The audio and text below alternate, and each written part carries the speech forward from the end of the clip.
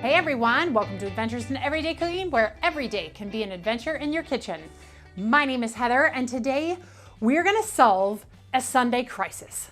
Imagine with me, you just get out of church and it has been a great service and you have a hankering.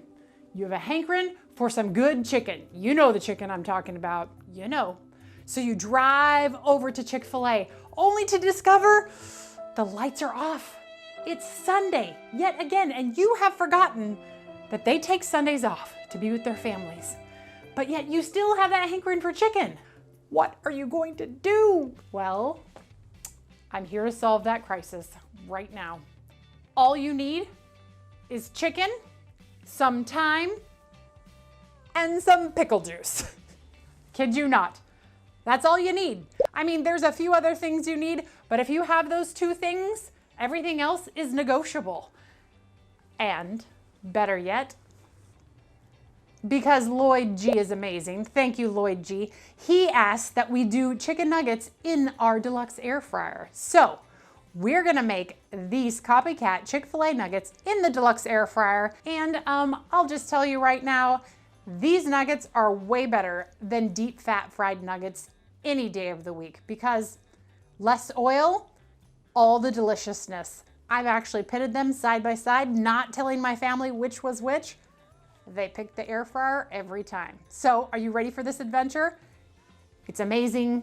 You're gonna love it. Let's go. Okay, so one thing I wanna mention is that this brine for the chicken needs to be in your chicken at least 30 minutes, if not longer. I have done mine overnight before and it's phenomenal. We only have about 2 hours marinating time today that I can play with because dinner.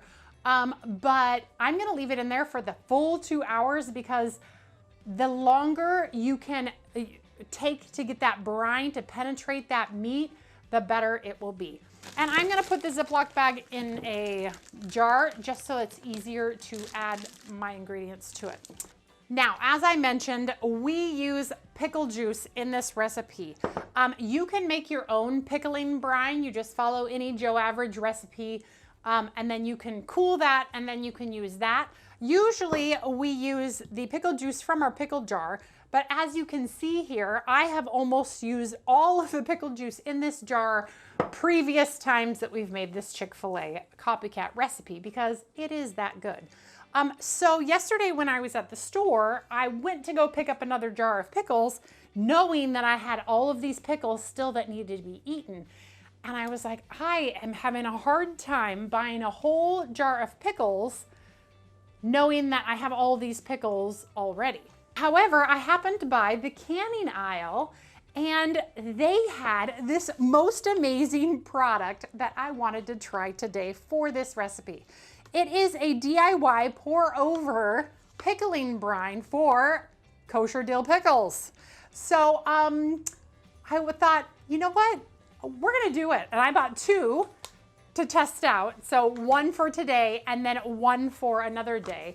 But I'm like, why not? Why wouldn't I use one of these packaging? Because then I'm not throwing away pickles. Not that I would ever throw away pickles, but I've already got a lot of pickles and there's no reason for me to have another jar of pickles with no brine in them in my refrigerator. You know what I mean? I mean, I could make my own, I know, but you know, maybe lazy, I don't know. So let's just start with the brine before I put my glove on. So inside this bag, I am gonna put my milk, cream, half and half, some kind of milk derivative product. Now I will say I have tried this with coconut milk. I have not tried it with almond milk, so I don't know how that's going to work.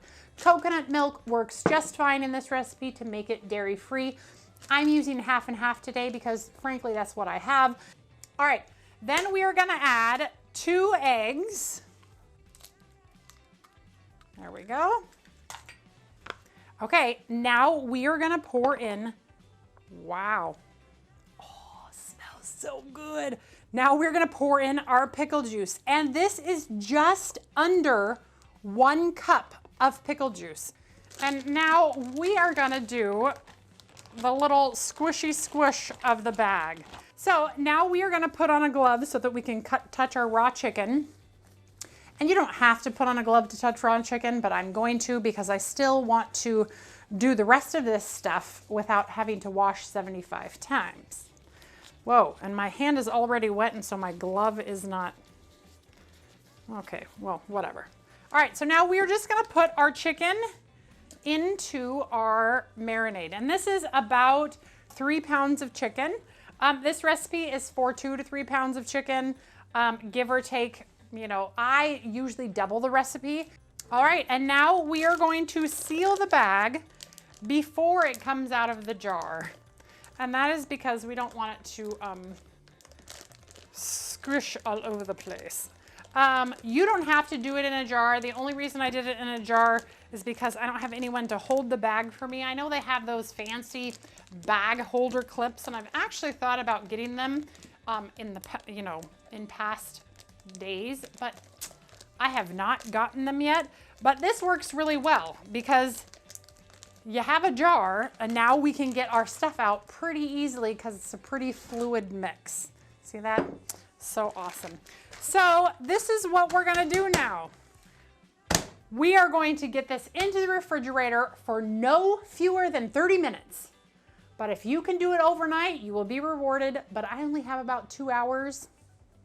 Yep, I only have about 2 hours, so I'm gonna set a timer for 2 hours, and at the end of 2 hours, I'll come back and, of course, cook it for you. However, we're gonna get together the dredge. So in this bowl, I have tapioca flour, and to it, we are going to add salt, and all of the measurements will be in the info of this video. Just look for the Find Your Recipe link. I'm trying to put it at the top of the information so that's easy for you to find, but you'll be able to find it right there. So we're gonna put tapioca flour, salt, garlic powder, pepper, smoked paprika. And it is very important it's smoked because that smokiness does give it a flavor that you'll be lacking if you don't use it. And some dashes of cayenne. Because my family loves hot stuff, I actually put in about half a teaspoon of cayenne, maybe a little more, because they like it to be a little bit spicier. And then we have a couple optional ingredients. Now, Chick-fil-A chicken does indeed have sugar in it. So it's important, if you really want to satisfy that craving for Chick-fil-A, that you put sugar in yours as well. So you can use regular granulated sugar, you can use powdered sugar. That's what I use, is powdered sugar, so you can't actually see the granules on the chicken, because I have used granulated and it's like, well, you can tell there's a little sugar on there. We're gonna use powdered sugar in our mix today. We are also going to use a key ingredient that most recipes online do not use. And I have found it to be almost not optional, but I have it listed as optional. So, most all chicken nuggets have MSG in them. Now, before you turn this off, I'm not adding MSG to our blend. MSG is an umami flavor, so putting it into your batter is going to trigger that umami flavor on your tongue. Now, as an everyday cook, people don't have access to MSG. However, you do have access to a few things that you could put in that act similarly to MSG. So I found this umami seasoning at Trader Joe's. I have absolutely loved it for this Chick-fil-A chicken. We are going to add it into our mix today. That being said, I have made it 1,000 times without the umami seasoning. This umami just helps bring it up that next notch, so it really, really, really comes really close to the Chick-fil-A chicken flavor. However, like I said, you don't have to use it. This is completely just optional, but it's good. So if you have a Trader Joe's, try the umami seasoning. It does have mushroom powder in it, so if you're allergic to mushrooms, keep that in mind, but it does give this that flavor punch. So I'm gonna just go ahead and give it a good mix and watch as the tapioca flour jumps out of the bowl This stuff has a mind of its own. I mean, like literally, it's everywhere. All right, once you have tapioca flour all over the place and you know your mix is all mixed together, now it's waiting time. So I will be back when that is done marinating and we'll throw it together. It does require one more wait time, but trust me on this, it doesn't take very long. You'll have your stuff in the air fryer in no time. All right, we'll see you soon. Okay, we're back and our chicken is ready to come out. So I have fitted a colander over a bowl and I am just going to pour the chicken out so it can drain for just a moment. Next, we are gonna work on our dredge. Now, there's a couple ways you can do this. It's totally up to preference, but this is what has worked for me. So this is how we are gonna do it today. So I have 2 foil-lined baking trays here. And what I'm going to do is I am going to put my dredge on the closer tray and probably only like half of it, just in case I don't need it all. And we're just gonna spread it out a bit. So what we're going to do is we're just going to plop our chicken down in the dredge and try not to let them touch, because when they touch, they stick together and we don't want them to stick together. We want everybody to be its own entity. Now with a fork, we're just going to kind of toss to coat, and as soon as they are coated, put them right on the other tray. And you'll want to shake off any excess, but just make sure that all of the chicken sees some of that dredge.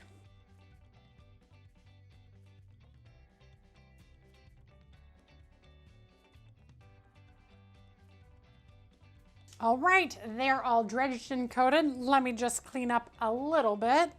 All right, our chicken is all dredged up. Now, you'll notice that some of these pieces, which are the last ones I just did, are still pretty floury looking. Those ones are not ready to go in the air fryer yet. Instead, all of these ones that are moist looking, those ones are ready.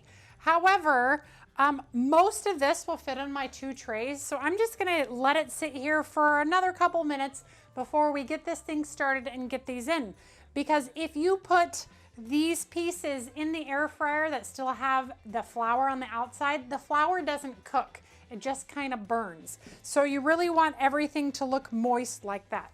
A way around this is you can spray it with cooking oil and then it will help, suck in all of that dry mixture and you'll be fine. But today's version, we're actually not going to put any cooking oil on it whatsoever. That's because I want them to be a healthier version of the Chick-fil-A chicken nugget rather than a full fried or even half fried in the air fryer. But you can, and people do, and it's fine. But I've found that you don't really need it. They still come out crispy. They're still delicious. Yeah, I don't think you need it. Watch this time be the one time where I'm like, oh, I should have done that. But I've done it so many times that I don't think so. I think we'll be fine. So what I'm going to do is I'm going to get my trays ready, and we're going to get the ones that are ready on and in and ready to go. So the first thing we're going to do is we're going to want to oil up these trays as well as you can. And I'm just going to use my spray oil. This is just a canola oil, and I'm going to put it on the tray because I actually want it to be like so thick on there that nothing wants to stick. So I'm trying to encourage the chicken not to stick to my pan, which inevitably it's going to stick in places because it always does. But if you can coat your rack well, you have a better chance. And if I have a pan underneath it, I can see exactly where I have not sprayed. Super nice. Right now that I have oil sprayed all over the place, we're gonna get the chicken transferred. So I'm gonna transfer over any of the pieces that don't have the floury bits on them.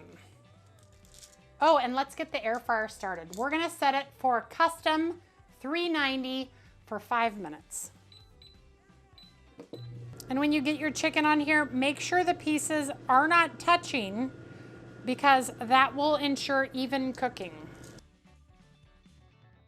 All right, let's get those in there. So I'm gonna go ahead and push cancel, and we are gonna set the timer for 8 minutes on 390, go. And we're just going to get these right in. So I'm gonna put one on the top rack and one on the bottom rack. And at the halfway mark, I'm going to switch them. And then they're gonna be done. Can you believe it? I can't.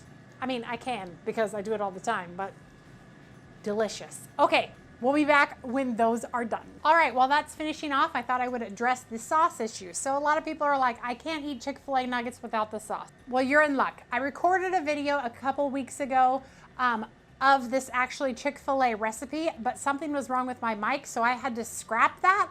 However, I made the sauce that day. I can't make the sauce today because I'm out of honey, but I made the sauce that day, so I'm gonna show you how to make the Chick-fil-A sauce. And Chick-fil-A is now selling their Polynesian sauce in stores. So if you prefer the Polynesian sauce, just go buy it. If not, here's that recipe that you can make at home, and it tastes just like it.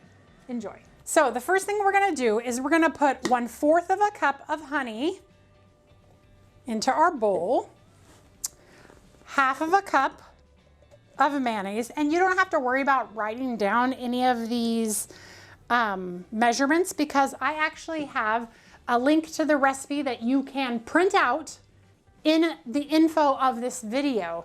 And if ever you're looking for a recipe that you know I've done, just go to adventuresinEverydayCooking.com.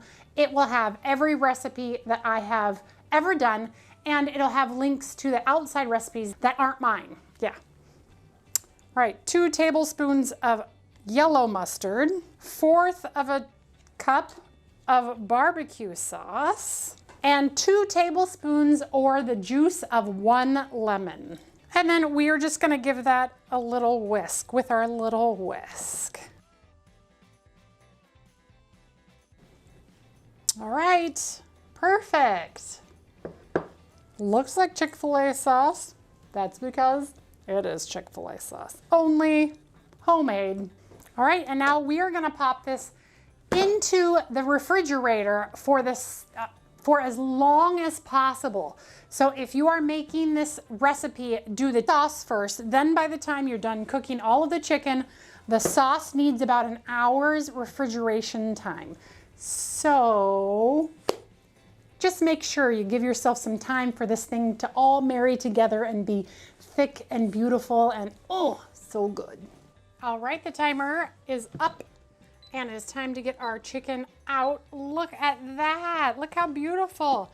Now, I ended up cooking these for about 12 minutes instead of 8 or 10 because some of my pieces were really, really thick and I wanted to make sure they were all cooked. But I temped them about 2 minutes ago and they were almost at 175, so I'm confident that they have now reached the appropriate temperature. So check out those beautiful nuggets. Isn't that cool? There you have it, the Chick-fil-A Copycat chicken nuggets. Isn't that wonderful? Okay, we're gonna let them cool. I'm gonna see if I can get them off the trays without sticking too much. And I don't know if I mentioned this or not, but it is naturally gluten-free because we're using tapioca flour, not regular flour. So you gluten-free folks who have never had a Chick-fil-A chicken nugget before, that's about to change. Okay, so check these out. I'll get close for you. Check them out. Look at how beautiful. If you've been to Chick-fil-A, you know this color is spot on. But as always, we must know how she tastes. And since I already know they taste good, I'm just gonna eat them. Oh, that's so good. And they really are crispy even without the oil. I don't know if you can hear it. They're not super crispy, obviously, but they're really good. And the Polynesian sauce, that's the first time I've tried their Polynesian sauce at home. That's really good too. The problem with these Chick-fil-A nuggets is in my house, when I make 5 pounds of them, they're gone in one evening. I'm not sure why.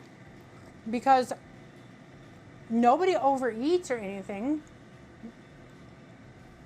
They're just really good. So everybody eats their fill.